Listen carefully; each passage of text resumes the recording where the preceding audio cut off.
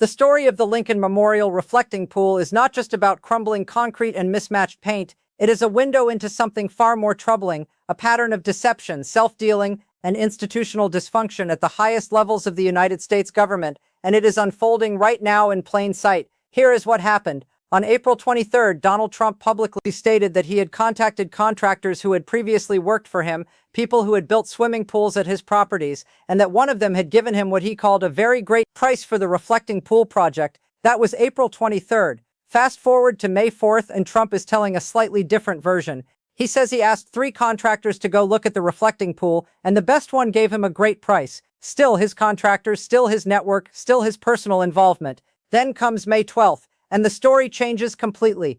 Trump now claims the contract went to a contractor he did not know, had never used before, and had nothing to do with him. He says it was a decision made entirely by the Interior Department. Same man, same project. 3 completely different accounts in less than 3 weeks. Where are you watching from today? If you believe the world is entering a far more dangerous phase of political and global instability, subscribe now because the next major escalation could arrive faster than most people expect.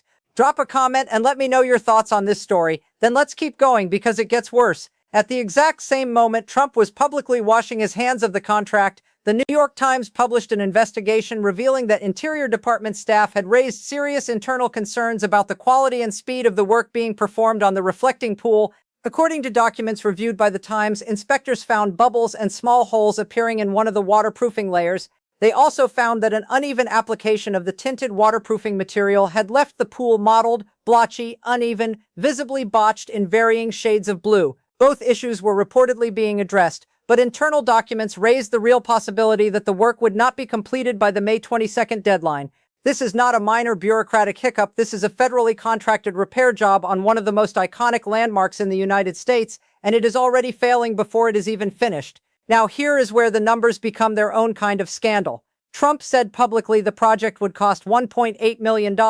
Then he said $3 million. The government's own public contract tracking website lists the actual cost at $13.1 million. That is not a rounding error.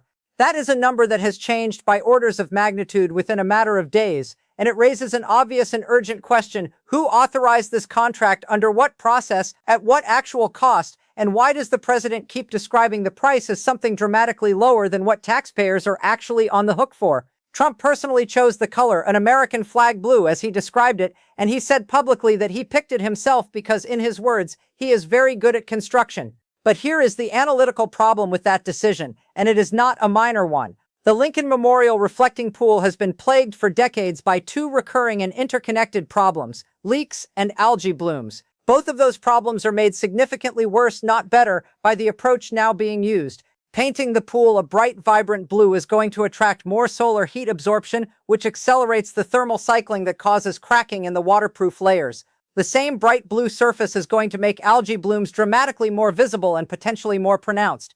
And the underlying structural issues, the reasons this pool has leaked and deteriorated for decades, have not been addressed in any fundamental engineering sense. A coat of paint, however patriotically named, does not fix a foundation problem. It conceals it temporarily and then makes the eventual failure more dramatic and more expensive to correct. This is the pattern, and it is not unique to the reflecting pool. It is the same pattern we see across virtually every major project this administration touches. The initial number is always dramatically low. The timeline is always impossibly fast. The quality assurance falls apart almost immediately. And when the problems surface, the president's story about his own involvement changes retroactively to distance himself from accountability. He went from personally recommending the contractor based on their work at his golf courses to claiming he had never heard of them in less than 3 weeks. That is not a misstatement. That is a deliberate reconstruction of the historical record, and it matters because this is not a private real estate deal. This is public money, public infrastructure, and a public landmark that belongs to the American people. The situation is escalating rapidly on the legal front as well. A historic preservation organization composed of serious legal professionals has already filed a lawsuit challenging the legality of what is being done to the reflecting pool. But the deeper legal frustration here is the question of standing. Under current law, the average American citizen cannot simply walk into federal court and say the president is damaging a national landmark with my tax dollars and I want it stopped. The legal doctrine of standing requires a specific, concrete, individualized injury, a bar that is very difficult for a member of the general public to clear. That legal structure means that even when the damage being done is visible, documented, and deeply consequential, the mechanisms available to stop it are limited to a small number of organizations that can claim the kind of specialized harm courts will recognize. The argument being made by serious legal thinkers is that Congress has the power to change this. Future legislation could theoretically create a cause of action, a legal pathway that gives taxpayers standing to bring challenges against executive branch projects that bypass normal administrative procedures, ignore standard notice and comment requirements, or violate environmental and historic preservation law. The Administrative Procedures Act already exists as a framework. The question is whether there is political will to expand access to it in a way that allows courts to function as a meaningful check on executive overreach.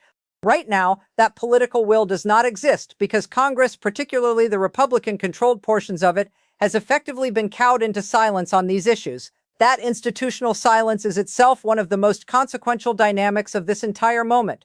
Congress has the authority and arguably the constitutional obligation to scrutinize how executive agencies spend public money, how contracts are awarded, and whether procurement rules are being followed. Instead, the legislative branch has largely retreated from that role, leaving a vacuum that neither the courts nor civil society can fully fill. The result is an executive branch that operates with extraordinary freedom, awarding contracts through informal personal networks, changing the stated rationale and cost figures almost daily, and then simply denying any of it happened when the results turn out to be visibly substandard. Pressure is building behind the scenes from preservation groups, legal advocates, and increasingly alarmed government career staff who are watching the degradation of iconic national infrastructure in real time. But the political and legal mechanisms to translate that pressure into concrete intervention remain stubbornly narrow. And that gap between the scale of what is happening and the available tools to stop it is exactly where the danger lives. Few people realize how serious this has become in the broader context.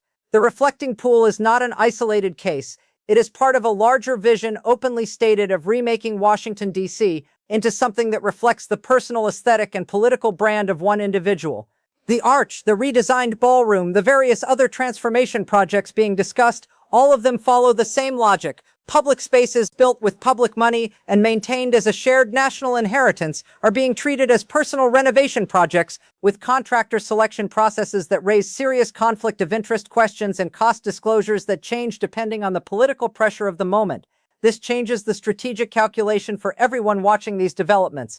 The question is no longer simply whether one pool gets painted the wrong shade of blue. The question is whether the institutional guardrails, the procurement rules, the congressional oversight, the legal standing doctrines, the inspector general functions are strong enough and functional enough to impose accountability on an executive branch that has demonstrated a clear willingness to operate outside normal constraints whenever it is convenient to do so. And based on what we are watching in real time with the Lincoln Memorial reflecting pool, the honest answer is that those guardrails are under serious stress. The track record here is not ambiguous. The promises are always fast, cheap, and spectacular. The reality is always slow, expensive, and visibly flawed.